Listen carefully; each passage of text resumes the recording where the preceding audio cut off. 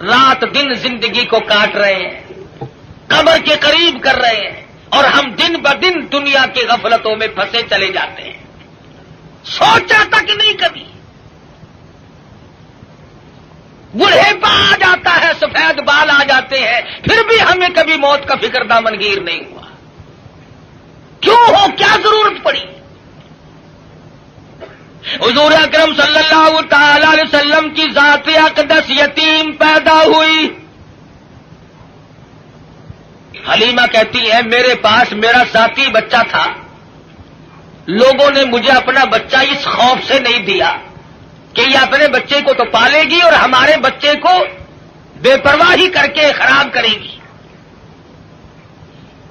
چلتی چلاتی حضور کے دروازے پہ آ گئی، کہنے لگی آمنہ مجھے کم سے کم اپنے یتیم کی زیارت تو کرا.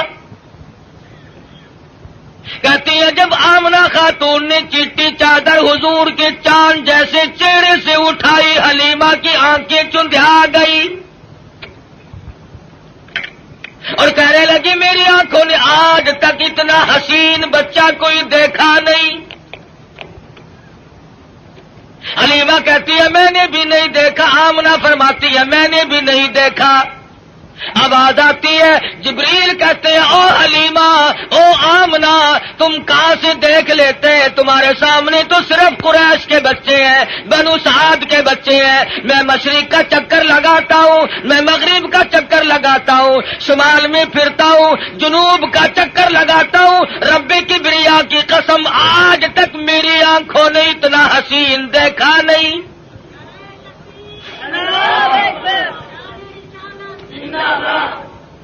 رہنے دو نعرے، آٹا بڑا مہنگا ہے. نہیں دیکھا. آواز آئی جبریل تم کیسے دیکھ لیتے ہیں؟ دنیا کے لوگ کیسے دیکھ لیتے ہیں؟ مجھے اپنی کبریائی کی قسم آج تک میں نے ایسی صورت والا کوئی پیدا کیا ہی نہیں. الہی اب تو آیا کریں گے، اب تو ایسے آنے شروع ہو گئے. چلو پہلے نہیں آئے تھے تو کیا بات ہے. آواز آتی ہے رخ مصطفیٰ ہے وہ آئینہ، اب اس جیسا دوسرا آئینہ نہ ہمارے چشم خیال میں اور نہ دکان آئینہ ساز میں. اب ایسے کیسے آئیں گے؟ میں نے وہ سانچا ہی توڑ دیا جس سانچے میں اس صورت کو ڈالا ہے. نعرہ تکبیر. اب ایسا کوئی نہیں آئے گا. حضرت آمنہ حضور کو حلیمہ کی گود میں دے رہی ہے. وہ بات نہ کہی جو ایک ماں کو کہنی چاہیے تھی، اپنے بچے کا خیال کرو گی، میرا یتیم لاوارث ہے، کہیں اس کی خیال کے اندر غفلت نہ کرنا، بے پرواہی نہ کرنا. حضرت آمنہ نے وہی بات کہی جو آخر الزمان پیغمبر کی اماں کو کہنی چاہیے تھی. کہتی ہے او حلیمہ میں تیرے جذبات کو تاڑ گئی ہوں، میں تیری نظروں کو سمجھ گئی ہوں، کہیں میرے بچے کی محبت کی جذبات میں آ کر رب نے بچے کو بھوکا نہ مارنا. اظہار شروع ہو گیا. ہمدردی کا پیغام حضور کے آتے ہی شروع ہو گیا.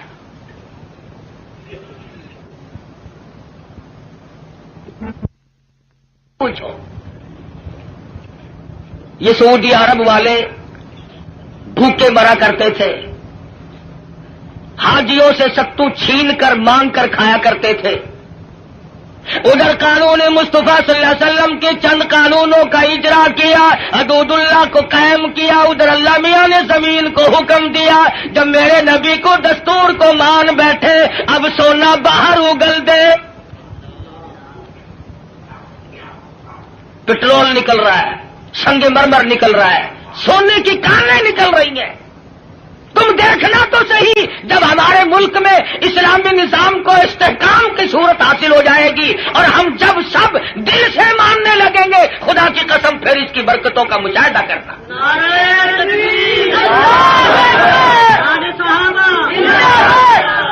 ابھی تو آیا ہی آیا ہے نا. مسلمانوں نے بڑا غضب کیا، بڑا ظلم کیا. کوٹھی زندہ کے لیے، بنگلہ زندوں کے لیے، کار موٹر زندوں کے لیے، ہوائی جہاز زندوں کے لیے، سبزی ترکاری پھل فروٹ سارے کے سارے زندوں کے لیے، عورت مرد زندہ مرد کے لیے، مرد زندہ عورت کے لیے، کپڑا لتا خرچ اخراجات یہ تمام کی تمام زیبائش اور نعمتیں زندوں کے لیے. مسلمانوں نے کتنی بڑی بے انصافی کی، خدا کا قرآن مردوں کے لیے.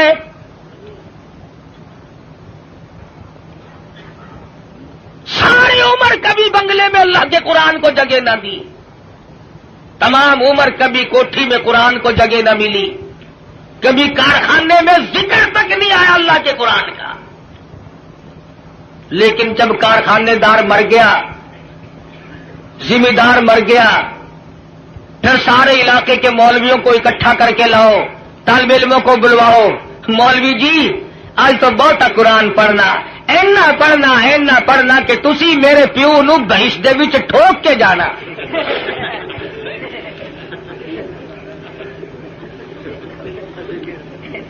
ساری عمر نیڑے نہیں آیا کبھی، شرابیں رج رج کے پی، بدماشی کی، بغاوت کی. مرنے کے بعد قرآن یاد آیا. اس کا مطلب یہ ہوا کہ یہ قرآن مردوں کے لیے آیا، زندوں کا اس میں کوئی حصہ نہیں ہے. تھوڑا سا مولوی صاحب نستر والوں نے بھی جواب دے دیا، ڈاکٹروں نے بھی جواب دے دیا، حکیموں کو دکھا بیٹھے ہیں، ڈاکٹروں کو دکھا بیٹھے ہیں. ہوں تسی کچھ اللہ اللہ کر دو، اللہ کے نام وچ برکت آخر ہوندی ہے. آخر گولی ٹکا انجیکشن آپریشن معجون پہلے، خدا کا قرآن پچھو.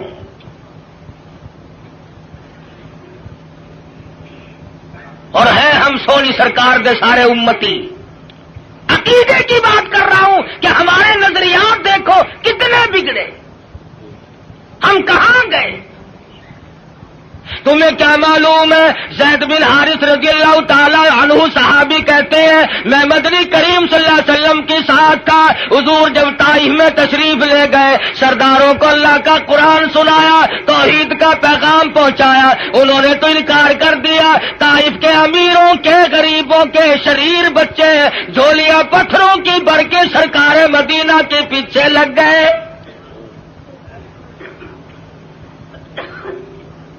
صحابی کہتا ہے میں نے بڑی کوشش کی چاروں طرف سے آنے والے پتھر میں اپنے سینے میں کھاؤں. اور لوگوں وہ کتنے متبرک قسم کے لوگ ہوں گے جو سرکار مدینہ کی طرف آنے والے پتھر اپنے سینے پہ کھا رہے تھے. صحابی کہتا اچانک میرے کانوں میں، حضور کی پنڈلی میں، حضور کے ٹخنوں میں کڑاک کڑاک کر کے پتھر لگنے کی آواز آنے لگی. اتنا صدمہ عظیم پہنچا، حضور کو اتنی تکلیف پہنچی. صحابی کہتا میری آنکھوں نے دیکھا حضور چکر کھا کر زمین پہ بیٹھ گئے. ایسی اعلیٰ درجے کی صورت، ایسی سیرت والا، ایسی صورت پہ آج لوگ پتھر مار رہے ہیں. صحابی کہتا حضور 4 مرتبہ بیٹھے، باہر تشریف لے آئے، حضور کے سائے میں قیام پذیر ہوئے. میری آنکھوں نے دیکھا پنڈلیوں سے لہو بہ رہا ہے، قدم مبارک زخمی ہے، نالین مبارک لہو میں تر بتر ہے. میں دیکھ رہا تھا حضور اس وقت کیا فرمائیں گے. صحابی کہتا ہے حضور نے دامن پھیلایا اور آسمان کی طرف چہرہ انور اٹھایا اور فرمانے لگے او مالک کائنات، او زمین و آسمان کے مالک، دیکھ لے میرا کیا حال بن گیا، اب تو مجھ سے راضی ہو جا.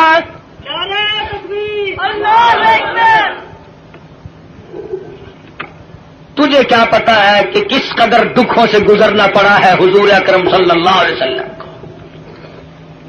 عروہ بن مسعود رضی اللہ تعالیٰ عنہ نے مدینے پاک میں عرض کر دیا یا رسول اللہ صلی اللہ علیہ وسلم مجھے اجازت دو میں طائف میں جا کر اپنے قبیلے کے لوگوں کو قرآن کی تعلیم دوں. حضور کی آنکھوں میں آنسو آ گئے، فرمانے لگے عروہ بن مسعود تیری مرضی، مجھے طائف والوں کی مار آج تک یاد ہے۔ بیت اللہ میں دنیا سجدے کرتی ہے، اپنے اپنے عقیدے کے مطابق عبادت کرتی ہے۔ علماء نے لکھا ہے حضور اکرم صلی اللہ علیہ وسلم سجدہ ریز ہے، سجدہ فرما رہے ہیں، ایک کافر آیا اور اس نے آ کر کے زور سے اس قدر حضور کے سر مبارک میں پتھر مارا، لہو کی دھار دور جا کے پڑی۔ کب نہ دکھ پہنچے، نماز تک نہیں پڑھنے دیتے، گلیوں میں، بازاروں میں، چوکوں میں مار پڑ رہی ہے۔ صحابی کہتا ہے کہ میں اس وقت تک مسلمان بھی نہیں بنا تھا، میری آنکھوں نے دیکھا کہ چاروں طرف لوگ کھڑے ہیں، پتھر مار رہے ہیں، ہڈیاں مار رہے ہیں، روڑے مار رہے ہیں، اور وہ بیچ میں کھڑے ہونے والے کچھ پڑھتے ہیں، زخمی ہے، لہولہان ہے۔ میرے دیکھتے دیکھتے اچانک ایک لڑکی آئی جس کے ہاتھ میں پانی کا پیالہ تھا، اس نے پیالہ زمین پہ رکھا اور لپٹ گئی۔ میرے ابا لوگ کیوں مارتے ہیں؟ لباس مبارک لہو میں تر بتر تھا، بچی کے کپڑے بھی خون آلود ہو گئے۔ اور صحابی کہتا ہے میں تو مسلمان بھی نہیں تھا، مگر میری آنکھوں نے دیکھا کہ حضور زمین پہ بیٹھے اور پانی منہ میں لے کر کلی جو کی تو منہ سے لہو آیا۔ جس دین کی عظمت کے لیے، جس کتاب کی عظمت کے لیے سرکار مدینہ کو 13 سال دکھ اٹھانے پڑے، اور صرف اپنے لیے نہیں، کبھی جانثاروں کے بارے میں یوں اطلاعات ملتی ہے، کبھی خبر ملتی ہے کہ آج زنیرہ کی کھڑی کر کے دونوں آنکھیں نکال دی گئی، کبھی اطلاع ملتی ہے لبینہ کا کھڑی کر کے چمڑا ادھیڑ دیا گیا، کبھی خبر ملتی ہے نادیہ بڑھیا کو لٹا کر پیشانی پہ گرم گرم لوہا کر کے داغ دے دیے گئے، کبھی اطلاع ملتی ہے خباب ابن عارت کو پھانسی چڑھا دیا گیا، کبھی خبر ملتی ہے سعد بن دسنا کی بوٹیاں اڑا دی گئی، کبھی خبر ملتی ہے بلال حبشی کے پیر پکڑ کر مکی کی گلیوں میں گھسیٹا جاتا ہے، کبھی اطلاع ملتی ہے ابو فقیہ کی پسلیاں توڑ دی گئی۔ ان صدموں سے رات دن دو چار ہے، رات کو چین نہیں، دن کا اطمینان نہیں، 13 برس اس کشمکش میں کٹے۔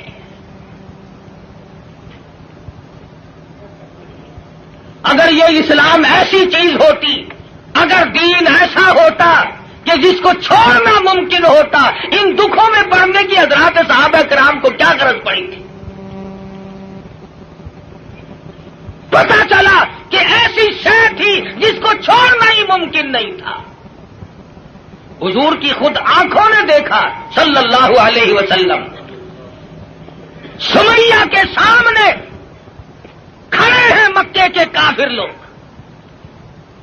اور بار بار تقاضا کرتے ہیں اگر تو اپنی جان بچانا چاہتی ہو تو ہم تجھے چھوڑ دیں گے، تو کلمے کا انکار کر دے۔ سمیہ کہتی ہو تم مجھے جان کی بات میری چھوڑ دو، مکی کے پہاڑ اپنی جگہ سے ٹل سکتے ہیں، سمیہ کے ایمان میں فرق قطعاً نہیں آئے گا۔ ہم جیسا ہوتا تو یہیں سے مسئلے بنا لیتا، اوہ جی جان بچانی بھی تو فرض ہے، مسئلہ جان کا بناتے جیب نوٹوں سے بھرتے۔ ہم نے دین کی آڑ میں دنیا کمائی، ارے صحابہ نے دین کے لیے دنیا کو ٹھوکر سے ہٹا دیا تھا،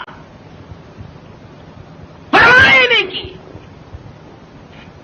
ہم جیسوں کے لیے فرمایا کلو وتمتعوا قلیلا انکم مجرمون، کھا لو پی لو مزے اڑا لو چند دنوں کے لیے، اور تم پرلے درجے کے مجرم۔ یعرف المجرمون بسیماہم فیؤخذ بالنواصی والاقدام، پیشانی کے بال پکڑ کر گھسیٹ کر جہنم میں پھینک دیا جائے گا۔ صحابہ نے ایمان نہیں بچایا، نعوذ باللہ جان نہیں بچائی، ایمان بچایا۔ جانتے تھے کہ دنیا اور آخرت میں چلنے والا سیکھا ایمان ہے، اگر ایمان چلا گیا تو پھر پلے کچھ نہیں رہتا۔ ہم لوگ تو اللہ کی بے نیازی کا زبان سے اقرار کرتے ہیں، تم کروڑ پکے والے بھی اللہ میاں کو بے نیاز مانتے ہو کہ نہیں؟ اللہ بے نیاز ہے؟ آہستہ بول لو کوئی سن نہ لے۔ بڑا بے نیاز بادشاہ ہے، جب وہ چاہے تو قطرے کو سمندر کر دے، اور جب وہ چاہے تو یتیموں کو پیمبر کر دے۔ بڑا بے نیاز بادشاہ ہے، جب وہ چاہے تو گنجے کو اندر کر دے، کون ہے روکنے والا؟ او بھائی ٹیپ ریکارڈ والے گھر لے جا اپنے، خدا کا واسطہ۔ کون ہے مسلسل تو میں عرض کر رہا ہوں بڑا بے نیاز بادشاہ ہے، ڈرو اس مالک سے۔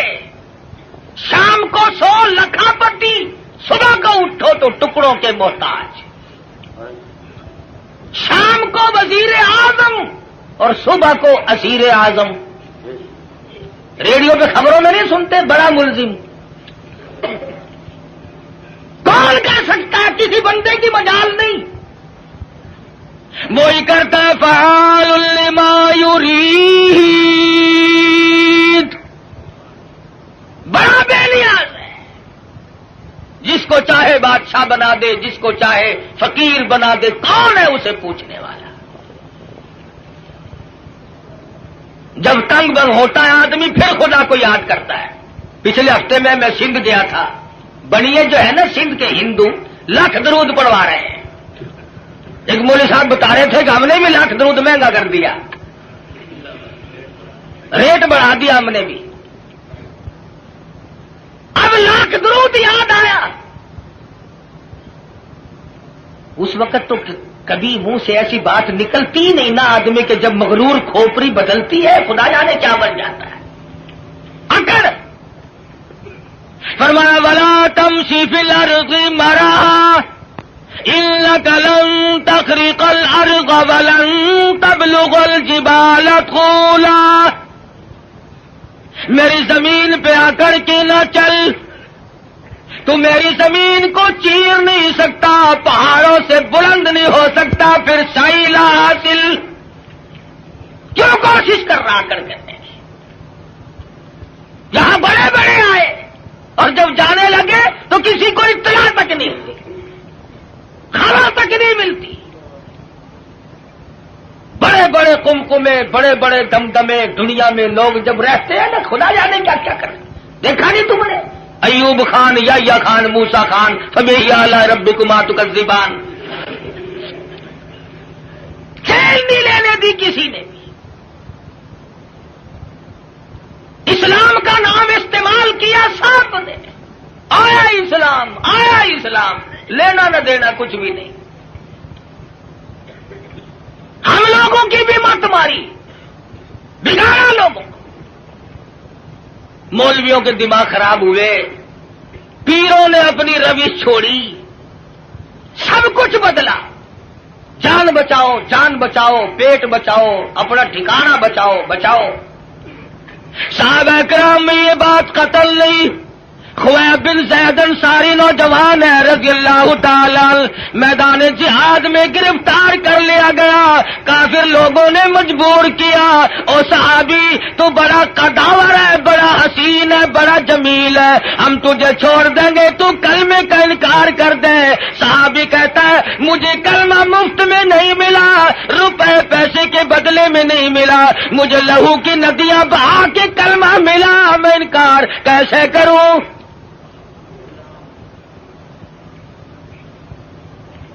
کافر کہنے لگا دائیں ہاتھ کی چھوٹی انگلی کو کاٹ دو. ایک انگلی کاٹی پھر پوچھا, دوسری انگلی کاٹی پھر پوچھا, تیسری انگلی کاٹی پھر پوچھا, چوتھی کو کاٹ دیا. 5 انگلیاں اڑ گئی. ہاتھ کی بائیں ہاتھ کا نمبر آ گیا. ایک ایک کر کے انگلی اڑا دیا. پیروں کی انگلیاں کاٹی سب سے پہلے.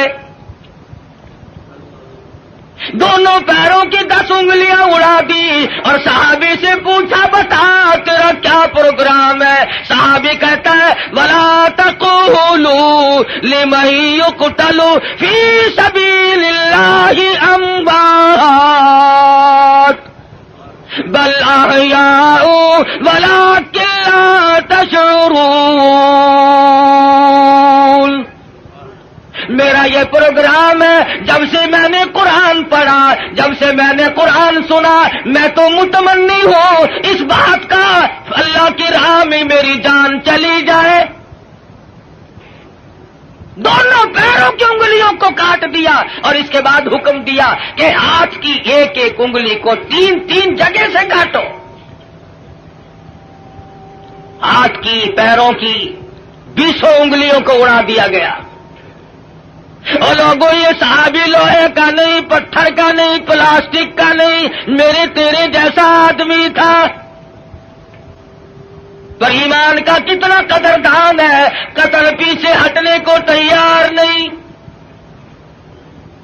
20 انگلیاں کٹنے کے بعد بھی صحابی سے پوچھا ہے کیا پروگرام ہے.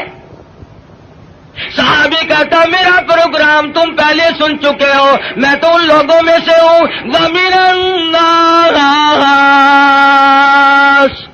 مَن يَشْرِي نَفْسَهُ ابْتِغَاءَ مَرْضَاتِ اللَّهِ وَاللَّهُ رَءُوفٌ بِالْعِبَادِ. میں نے تو اللہ سے سودا کر رکھا ہے, جان اس کی ہے, اس کی رضا میری ہے. میں نے تو اس سے سودا کر لیا, جان نہیں بچائی. ہمارے زمانے کے لوگ جان بڑے بچاؤ ہیں. ایک وزیر کو پکڑنے کے لیے پولیس 2 مہینے پھرتی رہی. کبھی وزیروں کو پکڑنے جاتی ہے پولیس, کبھی وزیر ہم فقیروں کو پکڑواتے ہیں اور کبھی خود چھپتے پھرتے. بے نیاز جو ہوا 2 مہینے تک وہ وزیر ملا نہیں. ایک دن پتا چلا کہ آج بنگلے میں ہے. پولیس والے تہجد کے وقت آئے, چھپا مارا. یہ سارے تہجد پڑھتے ہیں پولیس والے, چھپا کے پڑھتے ہیں, رات کو آپ کو دکھا کے نہیں. سارے مکان کی تلاشی لے لی, ملا ہی نہیں. میں نے کہا حد ہو گئی, گیا کہاں.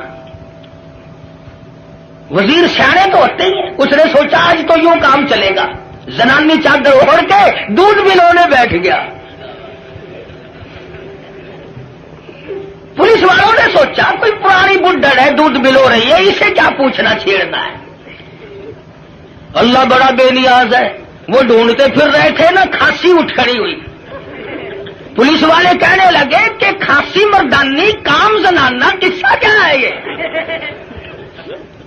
چادر اٹھا کے دیکھا تو شیخ رشید دودھ ملو رہا ہے.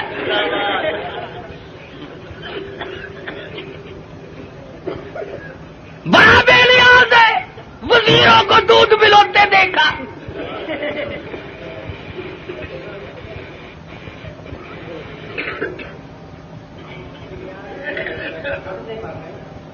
مرضی ہے نا اس کی, دماغ خراب ہو جاتے ہیں لوگوں کے.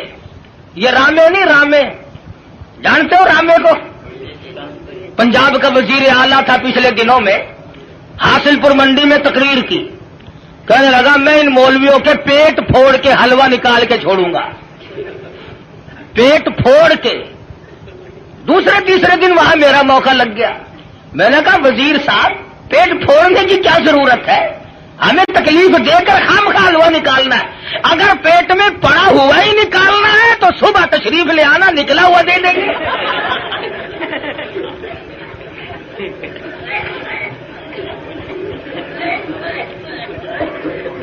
دماغ خراب ہو جاتا ہے قدرتی طور پر.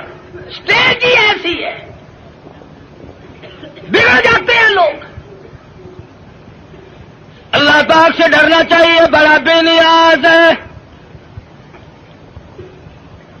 شیخ سعدی سبکید رحمت اللہ علیہ لکھتے ہیں کہ اپنے زمانے کا ایک سیٹھ تھا، امیر ترین آدمی، سردی کا موسم، ٹھنڈی ہوا چل رہی ہے، بارش برس رہی ہے، میاں بیوی بیٹھ کے کھانا کھا رہے ہیں، بڑے خوش ہیں، مشغول ہیں، رات کی ٹھنڈی ہوا، بارش بھی ہے، کافی رات بیت چکی ہے، کسی نے دروازے پہ دستک دی، اللہ نام پہ 2 روٹیوں کا سوال کرتا ہوں۔ بابو جی ناراض ہو گئے، دن میں تو چین لینے دیتے نہیں، رات کو بھی نہیں چین لینے دیتے، چلا یہاں سے کون ہے؟ کہنے لگا بابو جی جو روٹیاں کتے کو پھینکتے ہو، جانوروں کو ڈالتے ہو، وہی مجھے دے دو، 3 دن کی بھوک نے مجھے تنگ کر دیا ہے، اس لیے رات کے اندھیرے میں، بارش میں، ٹھنڈی ہوا میں اس بھوک کی مجبوری کی بنا پہ آیا ہوں۔ بابو کو غصہ لگا، دروازہ کھولا۔ یہ جو تم غریب قسم کے لوگ ہو، تمہارے دروازوں سے فقیر آٹا لے جاتے ہیں، ٹکا پیسہ لے جاتے ہیں، چائے پی جاتے ہیں، اور یہ جتنے بڑے بڑے ہیں ان کے یہاں سے تو فقیروں کو بھی ٹکڑا نصیب نہیں، مال تو ان کا بھی کھاتے ہیں، مگر 2 قسم کے لوگ، ڈاکٹر اور کجری۔ ڈاکٹر کھاتا ہے، مولوی صاحب دعا کرو میرے لیے، 100 روپے کا ٹکا روزانہ لگتا ہے، اللہ کرے 500 کا لگے۔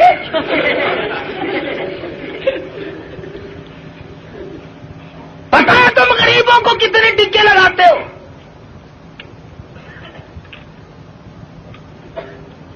وہ ایک فقیر ڈی سی کی کوٹھی کی طرف آ نکلا، سنتری کھڑا تھا، کہنے لگا تو کون ہے وہ؟ کہ جی فقیر ہوں، خیرات لینے آیا ہوں۔ اور تینوں پتا نہیں یہ ڈی سی کی کوٹھی ہے؟ اگلا نے اندر کر دینا، کہ جی توبہ میری، میں مڑ کے اس پاس سے کدے نہیں آنا۔